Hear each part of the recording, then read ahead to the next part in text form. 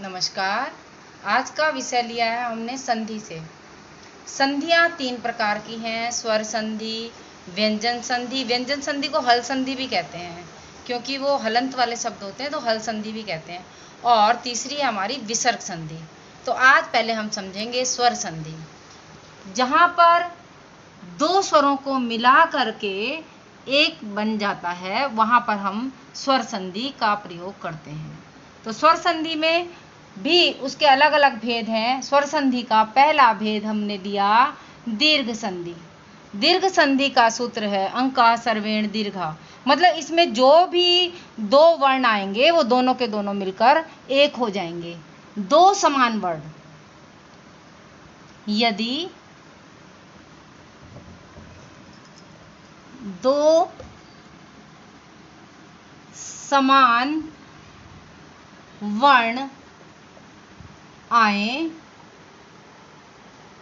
तो उनको मिलाकर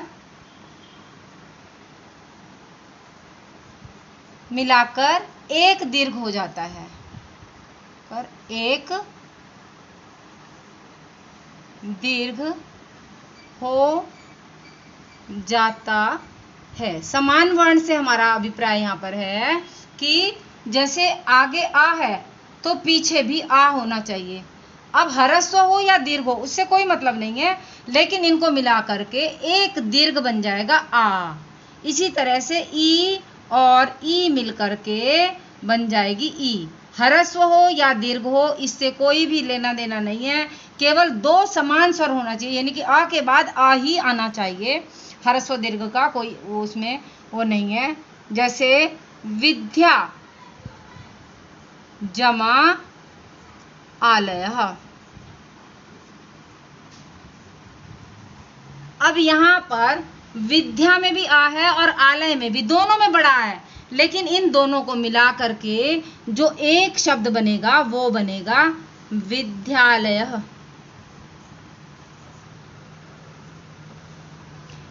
इसी प्रकार से हम और भी आपको उदाहरण बताते जाएंगे। पाठ जमा आरंभ। अब यहाँ पे एक ह्रस्व आ है और दूसरे में दीर्घ आ है, लेकिन बनेगा एक ही, पाठारंभ।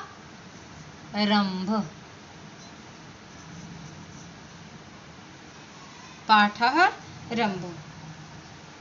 दक्षिण जमा अयनम। अब यहाँ पे दक्षिण में भी छोटा आ है और अयनम में भी छोटा आ है, लेकिन बनेगा क्या, एक दीर्घ, दक्षिणायनम।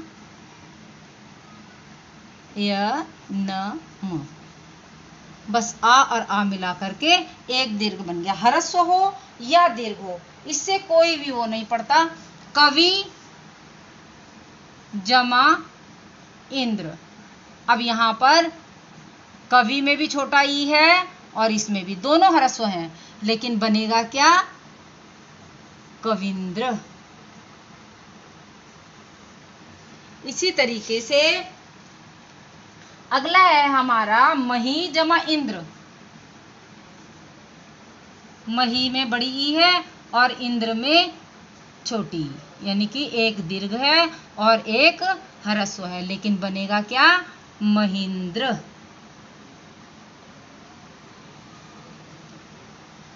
तो इस तरीके से जैसे वधु जमा उत्सवः। वधु जमा उत्सवः। अब वधु में क्या है, वधु में बड़ा ऊ है, उत्सव में छोटा ऊ, एक दीर्घ और एक ह्रस्व मिलकर के एक दीर्घ बन जाएगा वधुत्सवः। इस तरह से दोनों को मिला करके एक दीर्घ बन जाता है। जैसे मातृ जमा ऋणम, तो मातृणम हो जाएगा। मातृ जमा ऋणम तो बन जाएगा मातृणम। के बाद आ आए तो बड़ा, और ई के बाद ई आए तो ये सब दीर्घ होते जा रहे हैं। ऊ के बाद ऊ आया तो ऊ बन गया, री के बाद री आया तो एक दीर्घ बन गया। जिस तरह से हमने आपको वर्णों में भी बताया था कि अ और आ मिलकर के आ बनता है, और आ बनता है, इसी तरह ई और ई मिलकर के दीर्घ हो जाता है, और ऊ मिलकर के ऊ हो जाता है, और री मिलकर के ये दीर्घ री बन जाता है। इस तरीके से सारे के सारे जिनके बाद जो भी अपने समान स्वर आए, भिन्न स्वर नहीं आना चाहिए, दो समान स्वर जहां पर भी आ रहे हैं वो मिल करके एक दीर्घ बन जा रहा है। अब दूसरी संधि आती है हमारी गुण संधि। गुण संधि में आ के बाद ई आने पर ए बन जाता है, और इसी प्रकार से अ और आ के बाद ऊ आए तो ओ बन जाता है, और री आने पर अर बन जाता है। जैसे कि उदाहरण दे रखे हैं हमने, अ जमा आ और आ आगे हो और ई में से कोई भी एक पीछे हो तो ये ए बन जाएगा। जैसे देव जमा इंद्र, अब देव में ह्रस्व आ है और इंद्र में ई भी ह्रस्व है, आ और ई मिलकर के ए बन गया तो ये हो गया देवेंद्र।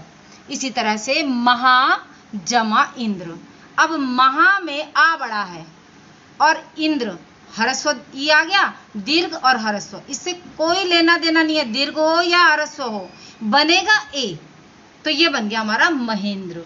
इसी तरह से सुर जमा ई सहा, अब इसमें क्या है, ये ह्रस्व है और ये दीर्घ है, लेकिन बना क्या ए। ह्रस्व हो या दीर्घ हो, आगे आ होना चाहिए और पीछे ई होनी चाहिए तो ए बन जाएगा, तो आ और ई मिलके ए बना तो ये बन गया सुरेश। इसी तरह से है रमा, अब रमा में क्या हुआ, दीर्घ आ गया और ईश में भी दीर्घ ई आ गई, लेकिन बना क्या हमारा ए, तो ये बन गया रमेश। अब आता है हमारा अ और आ के बाद यदि ऊ और ऊ आए तो ओ बन जाएगा। इनमें से कोई भी एक स्वर हो और इनमें से भी कोई एक स्वर आ जाए, कोई सा भी ऊ आ जाए या कोई सा भी आ जाए, बनेगा ओ। जैसे पर जमा उपकार, अब पर में ह्रस्व आ है और ऊ में ह्रस्व ऊ है, लेकिन बना क्या ओ, परोपकार। इसी तरह से महा, महा में आ दीर्घ है और ऊ ह्रस्व है, उत्सव ऊ ह्रस्व आया तो बन गया ओ, और इनको दोनों को मिला करके बन गया महोत्सव। अगला है हमारा अ और आ के बाद यदि री आए तो अर बन जाएगा, तो आ में से कोई भी हो और उसके बाद अगर री है तो अर बनेगा। जैसे कि महा जमा ऋषि, अब महा में दीर्घ आ आया और री मिलकर बन गया अर।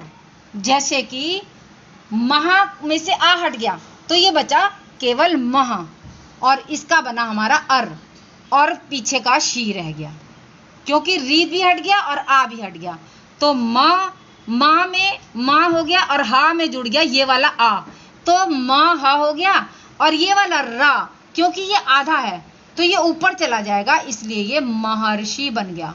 बच्चे बहुत ज़्यादा इसमें कंफ्यूज रहते हैं, एक बार फिर से आप ध्यान से देख लो, महा का आ हटा और री में से री हट गया, ऋषि में से शी बचा, तो महा अर और शी महर्षि, इस तरह से ये महर्षि बना। इसी तरह से देव जमा ऋषि, देव में ह्रस्व आ है और ऋषि में री, इन दोनों को मिलाकर बन गया अर। अब देव में से आ हट गया तो ये हलंत हो गया, और इसमें ये अर वाला आ इसमें जुड़ जाएगा वा में, तो ये देव पूरा हो गया और पीछे से हमने लगा दिया शी, लेकिन यहाँ पे रह गया रा, रा कहाँ जाएगा, ऊपर चला जाएगा देवर्षि। इस तरीके से ये हमारी गुण संधि कंप्लीट हो गई। वृद्धि संधि, तीसरा नंबर है वृद्धि संधि का हमारा। अ और आ के बाद ए ऐ आने पर, यानी कि अ और आ के बाद जो दूसरा वर्ण आएगा वो ए ऐ में से कोई एक होगा, तो दोनों को मिला करके ऐ हो जाता है। इसी तरह से अ या आ में से कोई भी हो और ओ और औ में से कोई भी हो, आ आगे आने चाहिए, ओ औ पीछे आने चाहिए, तो दोनों को मिला करके औ बन जाएगा। जिनके उदाहरण इस प्रकार से हैं, आ जमा ए आए का आय बनेगा। इनके उदाहरण हम पहले लेंगे, ए आए वाले। अद्य, अद्य में क्या है, ह्रस्व आ है, और ए, अद्य एव, तो क्या बना, अद्येव, क्योंकि आ और ए मिलाकर अय बन गया। इसी तरह से तथा, तथा जमा एव, एव, तथैव। अब यहाँ पे दीर्घ आ आया और ए आया, तो ये बन गया अय। मतलब कोई भी आए, ह्रस्व आ आए या दीर्घ आ आए, कोई सा भी आ जाए और उसके बाद यदि ए आता है या आय आता है तो आय हो जाता है। महा, अब यहाँ पे दीर्घ आ गया और ऐश्वर्यम, आ अय मिलेगा क्या, अय, महेश्वर्यम। अब हमारा अगला है अ और आ आगे, ओ औ में से कोई भी पीछे तो बनेगा औ। जैसे महा जमा औषधि तो बना महौषधि, आ जमा ओ इक्वल औ। इसी तरह से दंत जमा ओष्ठ, दंत में आ है और इसमें ओ है, तो ये बना हमारा दंतोष्ठ। तो ये है हमारी वृद्धि संधि। अ आ आगे आए, ए आए पीछे आएंगे तो अय हो जाएगा, और ओ औ पीछे आएंगे तो औ हो जाएगा। अब चौथे नंबर पे आती है हमारी यण संधि। ई उ और री, इसके बाद कोई भी असमान स्वर यानी कि भिन्न स्वर, ये रिपीट नहीं होने चाहिए, और कोई भी अलग स्वर आता है तो ई को या, उ को व और री को रा हो जाता है। जैसे कि हम उदाहरणों में समझेंगे, ई के बाद कोई भी असमान स्वर आएगा तो ई बदल जाएगी या में। जैसे कि प्रति, प्रति में ई आया है और एकम, तो प्रति का जो ई है वो या में बदल जाएगा। तो जब इसमें से ई हट गया तो ता आधा रह गया, प्र और ता आधा, या अजमा एकम, तो ता के साथ कोई आगे स्वर नहीं है, इसलिए ये ऐसा कैसे ही रहेगा। और या के बाद स्वर है तो ये या पे मात्रा लग जाएगी और ये बन जाएगा प्रत्येकम। केवल उदाहरण में आपको केवल इतना ही मिलेगा बुक्स में, ये केवल आपको समझाने के लिए बताया गया है कि इस तरीके से ये हो रहा है। ई का ही केवल बदल रहा है, पीछे वाला जो अक्षर है वो ऐसा का ऐसा ही रहेगा, केवल ई बदलेगी। अभी तक हमने जितनी संधियां पढ़ी उनमें दोनों वर्ण बदल रहे थे, दो को मिलकर के एक बन रहा था, इसमें केवल एक ही बदल रहा है, दो को मिला नहीं रहे हैं, केवल एक बदल रहा है। इसमें गलतियां आती हैं, इसलिए ध्यान दें कि केवल ई ही बदल रहा है या में, और पीछे वाला जो इसमें जुड़ जा रहा है, तो ये बन गया प्रत्येकम। इसी तरह से है देवी और उवाच। अब देवी का ई हट गया, ई की जगह पर या बन गया, देव या और उवाच, तो व आधा है, तो इसलिए हमने देव्या या पे जुड़ गया ये वाला उ, यू हो गया, और वाच देव्योवाच। तो जब हम पढ़ते हैं तो देव्युवाच ही पढ़ते हैं, लेकिन संधि इस तरीके से होगी इसकी। इसी तरह से है यदि जमा अपि। अब यदि में से ई हट गया, ई का बन गया या, और दा रह गया हमारे पास आधा। अब इसके बाद आ है तो या में आ जुड़ गया, तो या तो हो गया पूरा, लेकिन दा आधा है। तो आपको पहले वर्णों के चैप्टर में हमने समझाया था कि जो अक्षर आधा होता है वो ऊपर जाता है, और जो अक्षर पूरा होता है वो नीचे रहता है। जैसे विद्यार्थी, तो दा के नीचे या जुड़ जाएगा, तो ये यद्यपि, इस तरीके से यद्यपि बन जाएगा। अगला आता है हमारा उ और उ। इनके बाद कोई भी असमान स्वर आए तो उ और उ, केवल उ बदलेगा वा में। जैसे मधु जमा अस्ति, अब मधु का जो उ है वो बदल गया वा में, और अस्ति ऐसे ही रहेगा, लेकिन वा पूरा हो जाएगा, इसमें ये वाला आ जुड़ गया, लेकिन धा में कोई भी स्वर नहीं है, तो ये आधा रह जाएगा, मध्वस्ती हो जाएगा, मध्वस्ती। इसी तरह से वधु जमा आगमनम, इसमें भी उ का बन गया वा, धा आधा रह गया, वध्वा, अब आ इसमें जुड़ गया, वा हो गया पूरा, गमनम, वध्वा गमनम। इसी तरह से अगला आता है हमारा री। री के बाद भी कोई भी असमान स्वर, यानी कि री रिपीट नहीं होना चाहिए, तो पितृ जमा आदेशम, यहाँ पे क्या हुआ, री, री का हमने बनाना है रा, तो पी ता आधा रह गया और रा आधा है, लेकिन उसमें आ जुड़ गया। यहाँ पर भी वही हो रहा है कि रा जो है वो पूरा है और ता आधा है, तो रा जो है वो ता के नीचे लग जाएगा, पित्रा देशम। इसी तरह से है मातृ जमा आज्ञा, ता और रा। अब ता और रा इसके बाद आ है तो ये बन जाएगा त्रा, मात्राद्यः।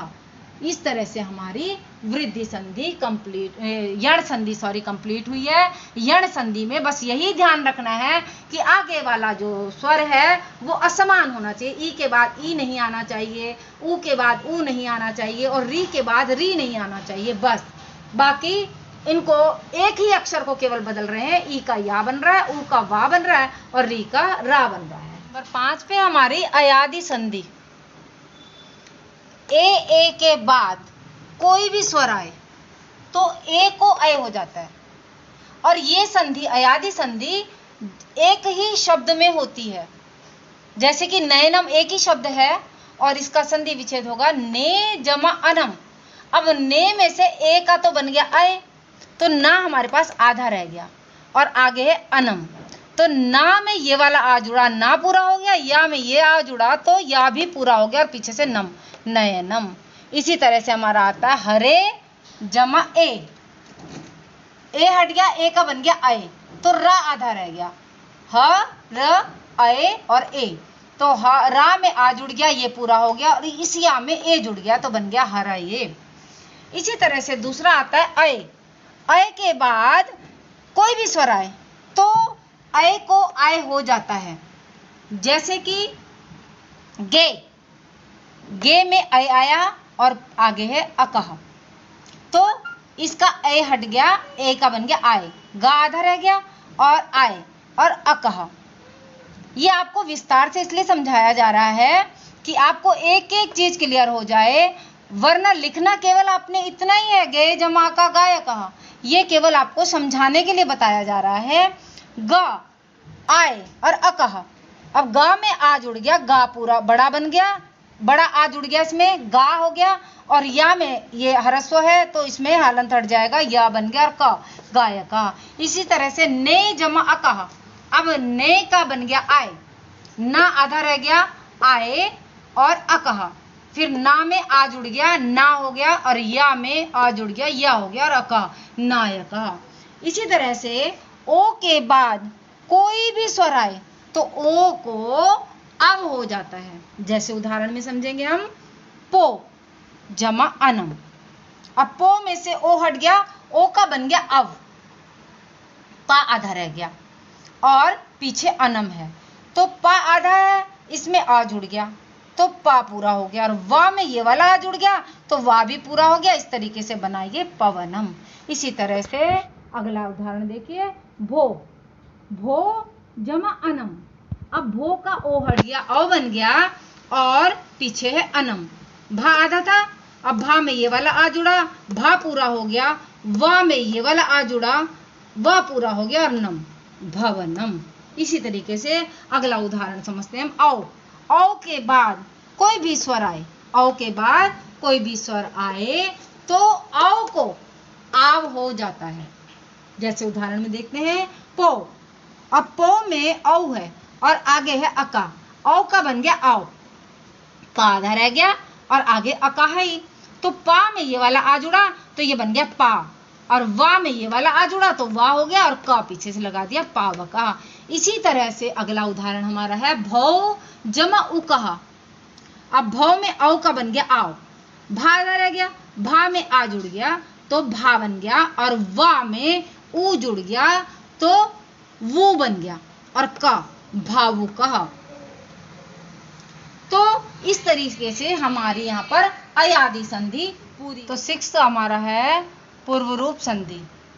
पूर्व रूप संधि में पदांत ए, यानी कि पद के अंत में लास्ट वाला जो अक्षर है वो ए या ओ, इसके बाद ह्रस्व आ जाए तो वो ह्रस्व आ का पूर्व रूप हो जाता है। इसको ये ऐसा बना हुआ एक मिलता है, उसको बोलते हैं पूर्व रूप। जैसे कि उदाहरण में देखते हैं हम, हरे जमा अत्र, यहाँ पे ए है, इसके बाद अ आया है तो ये आ पूर्व रूप में बदल जाएगा। बस इतना सा है इसमें, हरे जमा अत्र, बस अ को पूर्व रूप में बदलना है। इसी तरह प्रभो जमा अत्र, तो अ को हमने पूर्व रूप में बदल दिया, प्रभोत्र बन गया।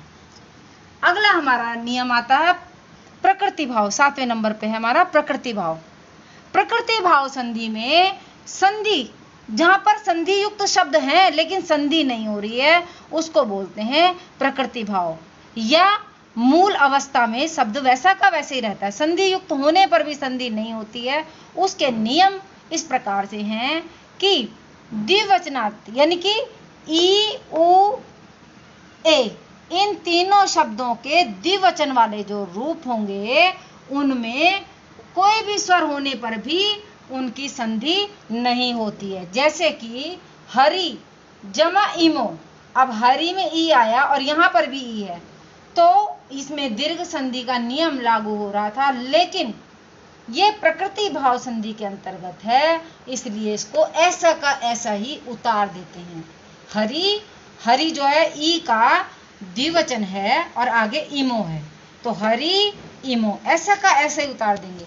इसी तरह से लते उत्पन्ने, तो लते ये भी द्विवचन है और उत्पन्ने आगे स्वर है, लेकिन इसकी भी संधि नहीं होगी, लते उत्पन्ने या लते एते, तो ऐसे के ऐसे ही इनको उतार देते हैं। इसी तरह से है धेनु, धेनु में ऊ का द्विवचन है, धेनु और आगते, तो यहाँ पर भी इसको ऐसे का ऐसे ही उतार देंगे, धेनु आगते। इसी प्रकार से दूसरा नियम है इसका, अदस शब्द के रूपों में आने वाले माँ के बाद ई और उ आने पर प्रकृति भाव होता है। जैसे अमी अस्वहा, तो इसको ऐसे उतार देंगे, अमी अस्वहा। अमो अजो, अमो अजो, तो ये हमारे थे स्वर संधि। तो यहाँ पर हमारी स्वर संधि कंप्लीट होती है और यहीं पर हम इस वीडियो को विराम दे रहे हैं। व्यंजन संधि और विसर्ग संधि हम अगले वीडियो में डालेंगे।